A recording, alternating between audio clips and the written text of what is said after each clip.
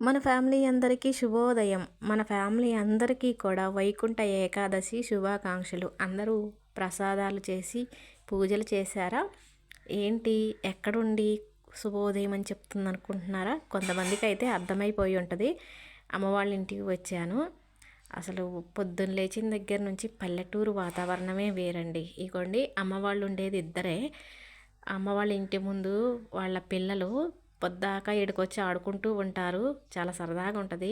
పల్లెటూరులో ఉదయం లేచిన దగ్గర నుంచి ఉదయాన్నే సుప్రభాతం. వ్యవసాయం కదా, అందరూ పాడి పంటలు ఎక్కువ ఉంటాయి కదా. అలాగే కేంద్రం కాడికి పాలు పోయటానికి వస్తూ పోతూ ఉన్నవాళ్ళు అమ్మని మందలించడం, అలాగే ఎవరో ఒకళ్ళు వస్తూనే ఉంటారు అమ్మతో మాట్లాడటానికి. నిజంగా పల్లెటూరు వాతావరణం అంటేనే చాలా సంతోషంగా ఉంటుంది. చాలామంది అనుకుంటారు సిటీల్లో బాగుంటుందని, కానీ సిటీల్లో ఉన్న వాళ్ళు ఎవరు కూడా ప్రశాంతంగా ఉండలేరు అసలు.